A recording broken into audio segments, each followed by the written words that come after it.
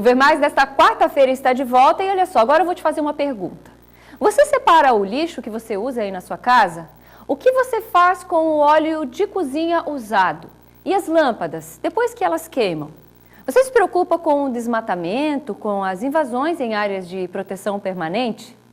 Tudo isso se refere ao meio ambiente, o lugar onde vivemos. E o desequilíbrio ambiental, isso a gente já sabe, reflete em mudanças climáticas.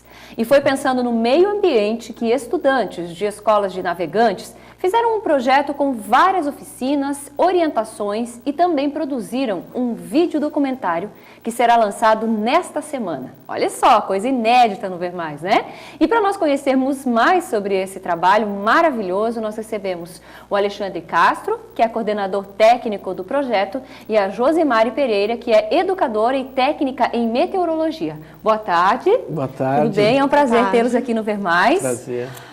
Vou começar aqui com o professor, que é o fundador, né, e coordenador técnico desse projeto. Sim. Professor, de onde surgiu essa ideia e como que isso começou?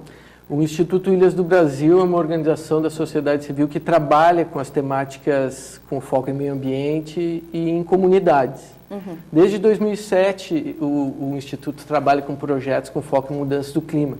Mas o que nós percebíamos é que essa temática de mudanças climáticas normalmente estava no ambiente acadêmico, focado muito para os desastres naturais, o que tudo isso era importante, mas que tinha um público que ficava um pouco distante disso, que eram as crianças e os jovens.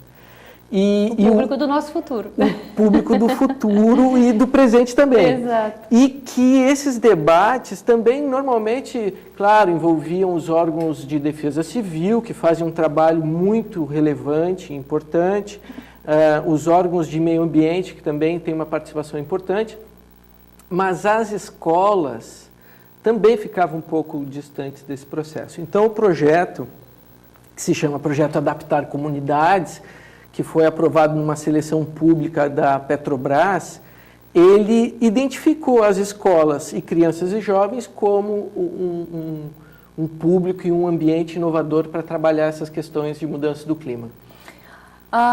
Josemari, e as crianças então foram envolvidas para entender, não sei se na parte prática ou só na teórica, mas eu vejo que na prática, porque um documentário foi produzido, que o meio ambiente vai refletir, ou seja, as ações do meio ambiente vão refletir no clima.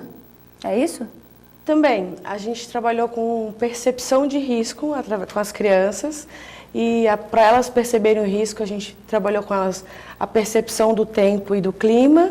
Para elas estarem se acostumando com o tempo, a gente trabalhou com classificação de nuvens e depois a gente instalou as estações meteorológicas e a partir daí elas puderam estar colhendo os registros das próprias estações que hoje em dia ainda estão nas escolas. A gente está vendo cenas ali do vídeo documentário, ou seja, eles foram a campo. Sim. E adoraram. Adoraram.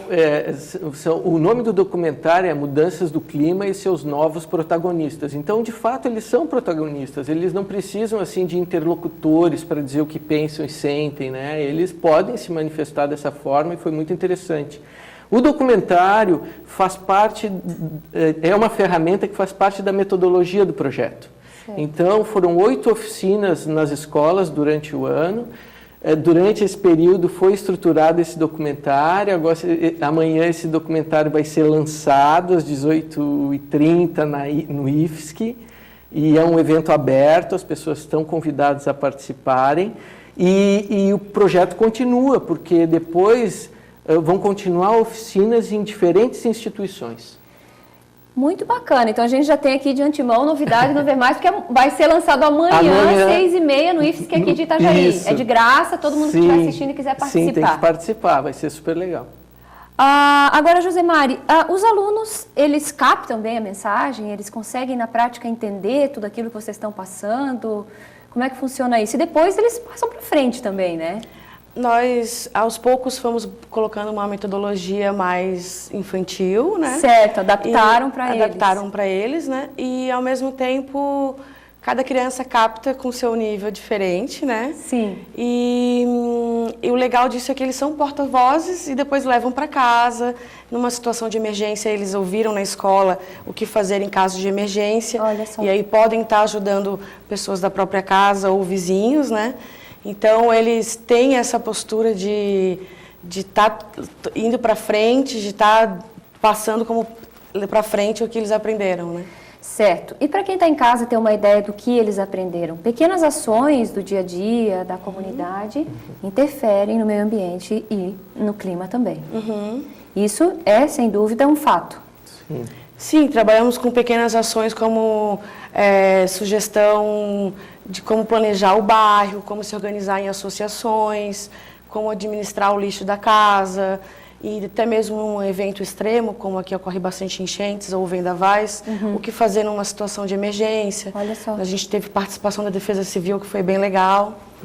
Num cenários de emergência, claro, quando a gente fala de mudança do clima, existem coisas que vão acontecendo mais ao longo do tempo, mas existem aqueles eventos extremos, né? Certo. A gente trabalhou com 2 ferramentas também durante o projeto nas escolas, que uma ferramenta se chama SODIS, que é uma ferramenta reconhecida pela OMS, que é a Organização Mundial de Saúde, que é como purificar uma água que não está potável, mas que depois desse processo pode ser consumida. Olha só. Porque isso acontece, às vezes o sistema de Primeira abastecimento preocupação, de quando a gente se fala em risco de enchente, é a água, né? É Porque a o pessoal água. vai para o mercado, vai tentar abastecer. Exatamente, e às vezes o sistema de abastecimento é interrompido por uma necessidade, enfim, então nós utilizamos essa ferramenta, que é uma ferramenta simples, mas a gente também utilizou uma ferramenta tecnológica, né, que foram as estações meteorológicas. Porque quando é que nós poderíamos imaginar que há 20 ou 30 anos atrás as escolas teriam computadores? Não era isso que a gente imaginava.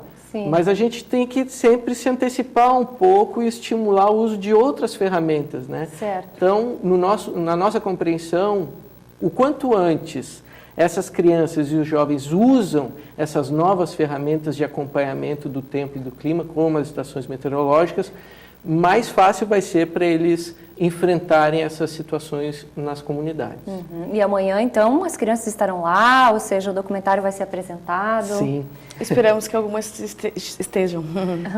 Foram convidadas várias instituições, Certo. que parceiras e aquelas que serão parceiras ao longo do projeto agora, alunos do IFES que estarão presentes, enfim, tem uma rede de relações da instituição e pessoas que se interessam por essa questão, porque na verdade mudanças do clima diz respeito a todos nós, então Certo. a abordagem do documentário ela acaba fazendo sentido para muitas pessoas e instituições e não só para as crianças, né? Exatamente. Começa ali e vai disseminando. Dissemina. Parabéns para vocês pela iniciativa, por trabalharem um tema tão importante e oportuno, Sim, né? sim. Com as crianças e tomara que dê tudo certo amanhã. Boa sorte para vai vocês ser nessa legal. apresentação e Ok. parabéns mais uma vez. Obrigado pela oportunidade. Imagina. E olha só, gente, agora nós vamos dar um tempo das tarefas do dia a dia para cuidar, sabe do quê?